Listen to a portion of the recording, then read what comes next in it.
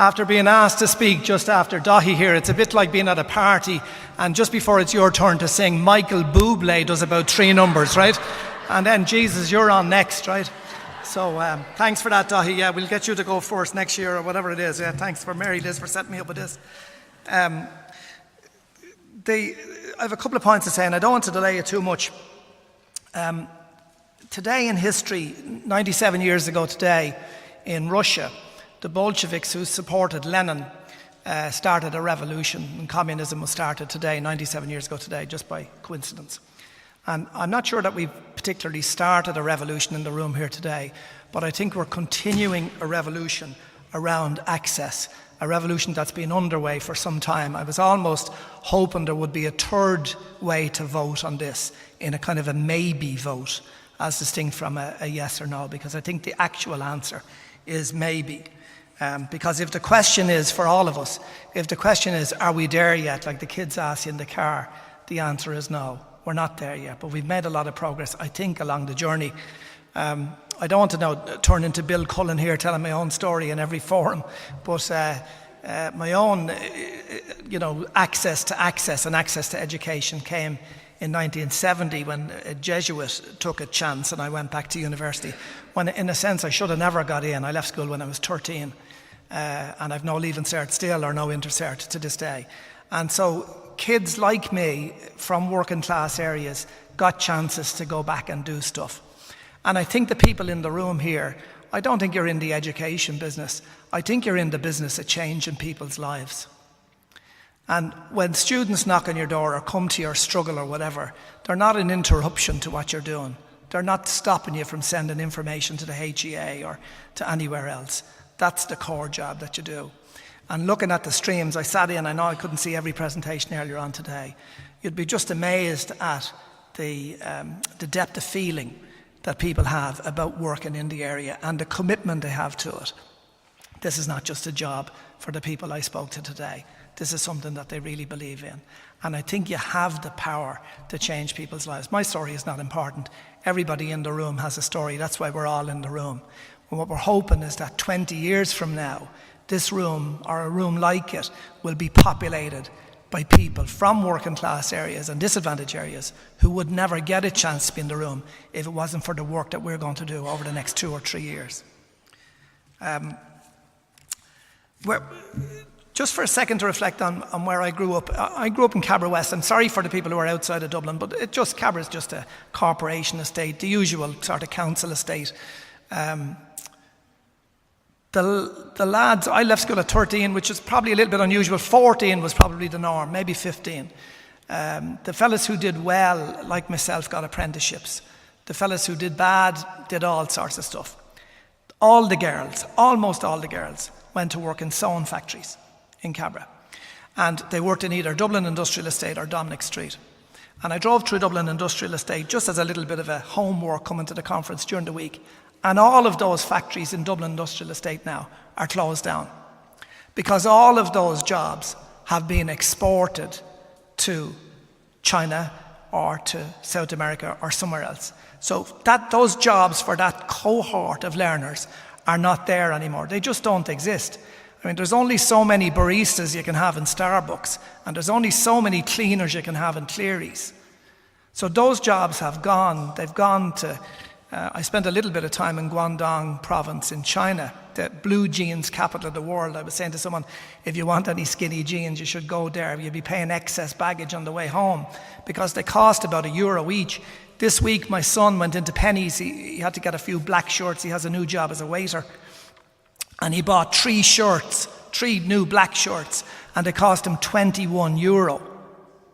There's nobody making black shirts in Ireland anymore. You can't make them for €21 for 3 shirts. So those jobs have gone. So the idea that a rising tide raises all boats is probably true in a macro sense, but in a micro sense, a rising tide leaves lots of people drowning.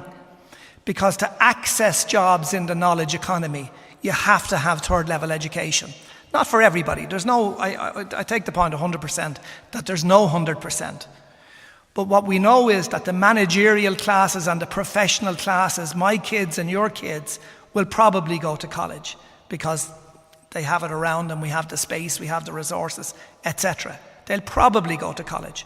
But we know that kids from DESH schools and disadvantaged areas and the kids that Dahi represents won't go to college, or 5 times less likely to go to college than the sons of barristers or the sons of doctors or the sons of dentists.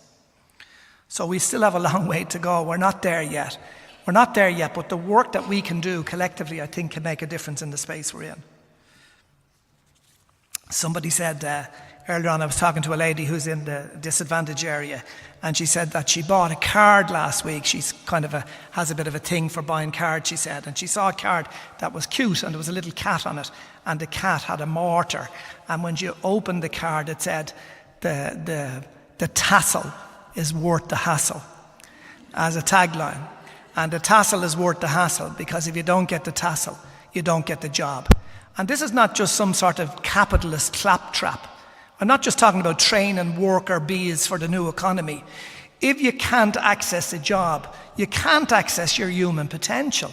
There's no dignity in signing on at Hatch 45 in the labour exchange, no matter what your politics are. People need jobs, and the country needs everybody to be a productive member of society. Do you remember John Lonigan? I'm sure you know John. He was for many years, he was the president of Mountjoy Prison, right? The governor there. And I had a chance to work with John a bit when I worked in NCI on access programs. We were trying to get some of the students who were coming nearer to the end of their sentence. We weren't able to do it for reasons I won't bore you with. But John said there's 22 districts in Dublin. John said 90% of the prisoners in Mountjoy come from 5 districts in Dublin. 90%.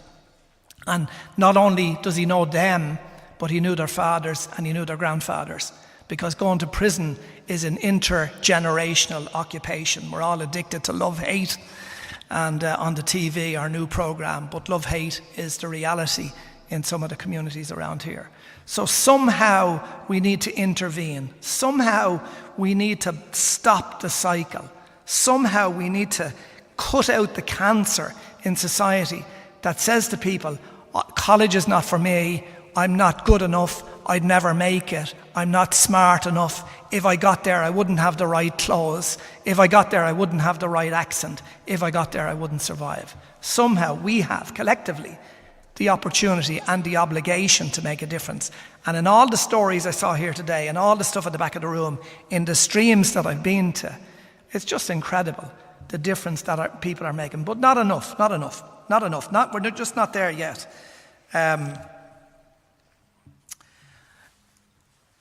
I know there's big questions, and sometimes we get overburdened with the big questions. You know, the funding. The chap, I didn't get all the names. I don't know if he's still here. The chap who asked about the funding for the international students. There's big questions. I mean, the economy. We're losing 200 million a week just to keep the country going. So we're not out of the hole yet, even though the Troika are going this week. We're still in a hole, still in a deficit. So access competes against every other social issue in the country. But sometimes, even if we can't resolve the big questions, sometimes we can resolve the small questions. Because some of the bias is not in the Department of Finance. Some of the bias is in our own academic colleagues. There's some academic colleagues in the university and third level system now, the only place they'd like to see access is access restricted to parking. That's the only time they'd like to see. They think that undergraduate students are another tribe. It's like meeting the Fulani in Nigeria, because they've no exposure to them, and they don't really want any great exposure to the great unwashed. Because the mission of universities, laudable as it is sometimes, is not widening participation or social inclusion, it's the creation of new knowledge, which it should be, but that's not mutually exclusive to widening participation.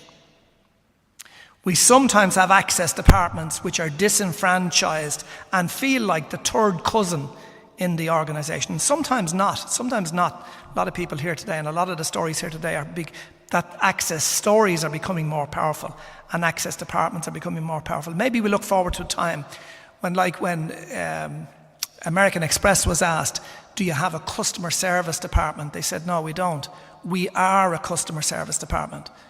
And I look forward to the time when universities and third level colleges don't see access as something peripheral but see access as something mainstream, part of the fabric of what we do. And if you look at who is here today, the Minister, the most senior civil servant, Tom Boland, has been with us for the day, the Registrar for the biggest university in the country staying here for the day, etc., etc., and we could go on.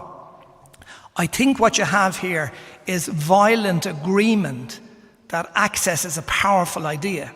And it's just up to us collectively then to overcome the stumbling blocks of making that happen. Is there enough intelligence in the room to do that? I think so. I think so. You've made the sale. You've made the sale on access. We just have to figure out how to do it. And I've had one concern from today, and I don't want to be negative now in any way, but I've had one concern. It's almost a concern about too much innovation.